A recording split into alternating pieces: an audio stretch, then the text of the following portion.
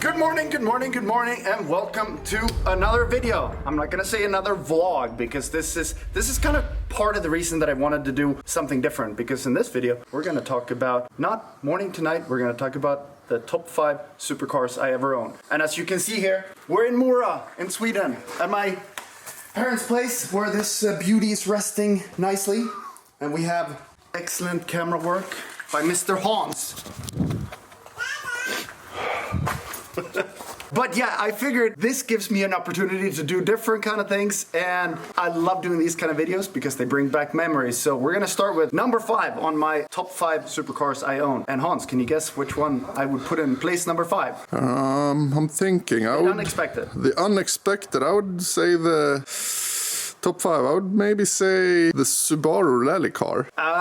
I consider that a 4-seater and not the supercar. So supercars. Then I would say 2-seaters. Your first Lambo. Emotional. Yes! Spot number 5, we have the Gallardo, the first ever car we put a camouflage on. And the reason that makes the top 5 is because that was the first one. It was the car that brought the idea with ski boxes on Lambos, the camo, and we used it properly. So today we're gonna find out, how does this baby like snow? I'm praying that it likes to start, because it got a lot of snow. Oh, she is ready.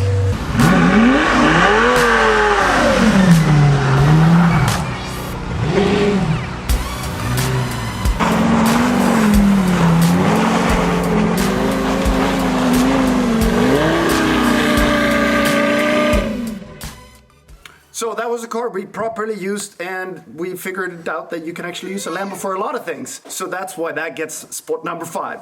A small little detail to that. Can you imagine what his father said when he was like, the first money you made, you were like, I'm gonna buy a Lambo and I'm gonna put a ski box on top of it. It's just, don't do it. But it was a good investment. I mean, it turned out to be pretty good. So, I mean, I loved that thing, and it was properly used. But one car that actually did beat it in my world, well, I mean, good in different ways. We were moving on to spot number 4. Any guess? German. Lots of carbon fiber. The BMW's M3 CSL. Not a supercar. Still, for 4-seater. A German one. Lots of carbon. The R8, of course. The R8. The Audi R8 with a full carbon fiber wide body kit and a supercharger in the back. And that thing, it flew like a rocket, because with the supercharger on the V10, it's just... Was that the one with the NASA antennas that you could have radio communications all over the world? On that, we did gumball with that car, and we equipped it with, I think, $11,000 worth of police detection system. So there was big antennas, there was tracker radio. Hypothetically, I put it on there. You have very good radio communication. We have good radio communication, but that was also a car we used a lot, and I mean, it was one of the first like major big builds that I did. I mean, the whole interior was redone, like every panel in the entire car was clear carbon, so I learned a lot of car building stuff with that, so that's why that comes in on place number 4. Sprechen Sie Deutsch? No, English. French, if not? Nee, German. No, I don't speak, sorry. I don't speak German. Ja, da vorne eben, den Kreis gedreht.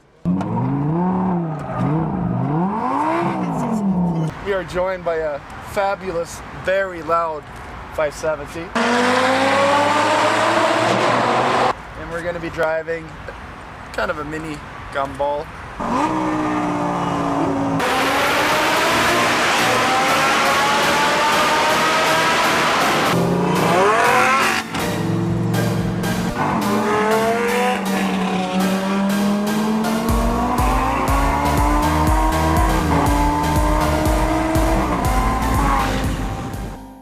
Also, this week we're working with Discord, and we have been busy to set up a stage channel with them. So what this means is that we can all join in on kind of an audio chat where you can have a lot of different stage channels and, you know, all talk about all sorts of topics. But as you know, we're talking about cars this week, and it's always fun to talk about things you're passionate about. So this week we're going to be discussing the Formula 1 season and how that's going so far this year. And all you need to join is a Discord account. It is completely free, takes 15 seconds to join, and you'll find all the info in the description. And Let's talk Formula One, cars, and all that stuff. So who knows? Maybe we'll get the chance to actually talk, not face to face, but audio to audio. So see you guys there. You find all the info on timing and everything in the description. But now, back to the Supercars that I own. Investment-wise? Really Bad. Super bad. But yeah, it was fun. It was a good journey, and I learned a lot of, well, I didn't learn that much because I kept doing the same. But it was great fun. It was great fun. Moving on to spot number 3. Giving Hans the first guess here again. Can we have a country? We can have an Italian country. We can have an Italian country. Must be the Murcielago, the black one. Is it the black one or? Maybe the orange one, the LP640? 70 SV. Ah, The Murcielago LP670 SV. And that car, I think I probably have my best gumball memories from, because we drove that. I mean, that thing was just shooting fire. Guess the engine wasn't really feeling that good, but it's shooting fire. It was loud. was that the one we drove Gumball in together? I think it was the 670 SV. Probably. The one where Hans was like driving through Sweden. He's like, we gotta switch drivers because I'm so sweaty on my hands. It's about to be a puddle on the Yeah, floor. but like when we applied on the starting grid in London, it was like, okay, do we have no, they told us, oh, your insurance doesn't cover this. And we were like, so, okay, so how much is the insurance? And it was 30,000 pounds. 30,000 for a week. And we were like, okay, no, we're not doing insurance. We're doing it without insurance. Because we're gonna drive slow. Yeah. And like 4 minutes into the, I wouldn't call it race, but the rally The rally, we're in turned out to be, questionable driving mode. yes. I mean, a Lambo V12, it's just magical.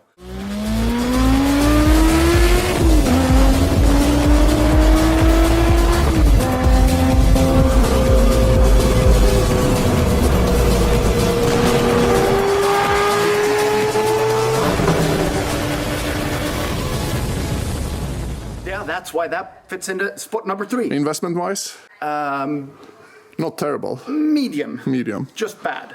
Yeah. Yeah, okay.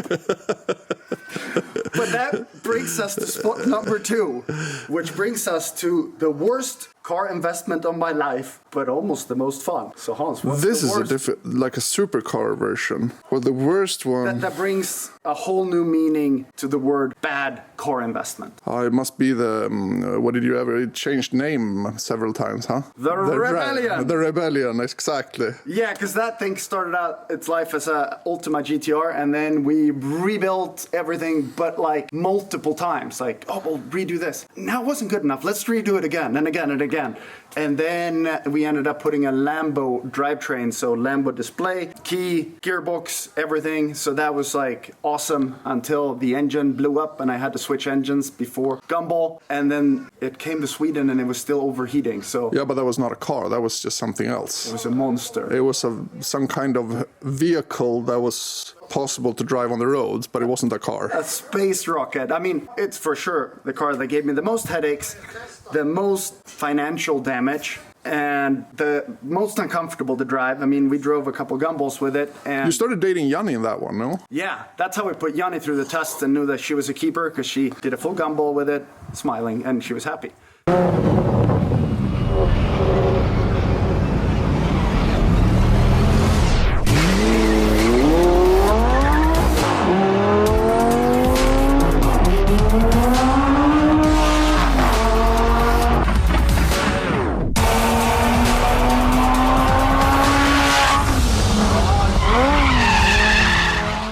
Not the smartest car, but it sure was the most extreme car that I've ever had. And that's why that comes in on number 2. Do we have some kind of estimate number of the investment loss? Like close to 10-to-1 ratio. So like a Wow. 80-90% depreciation. Wow. Really? That's pretty bad. Yeah, it was really bad.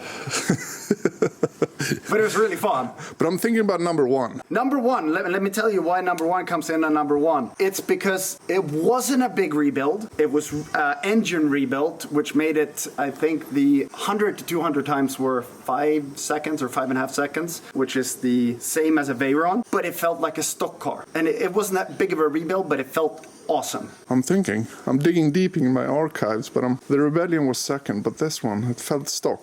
Huh? Which country? Italian. Italian. Don't know. The supercharged Huracan.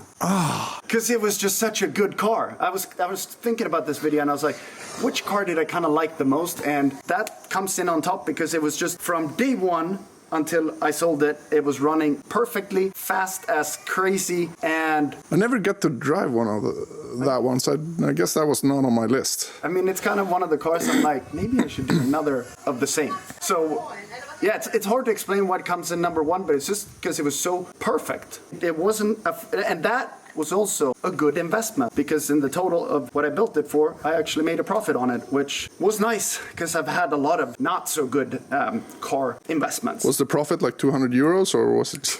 No, but I think it was pretty good, like solid.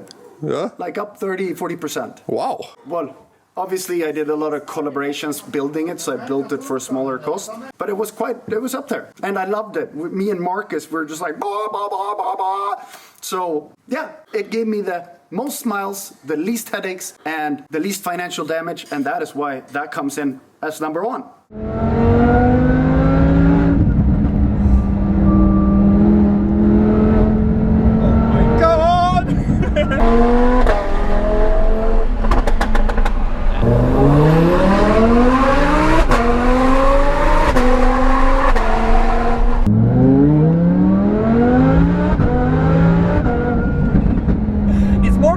Scary.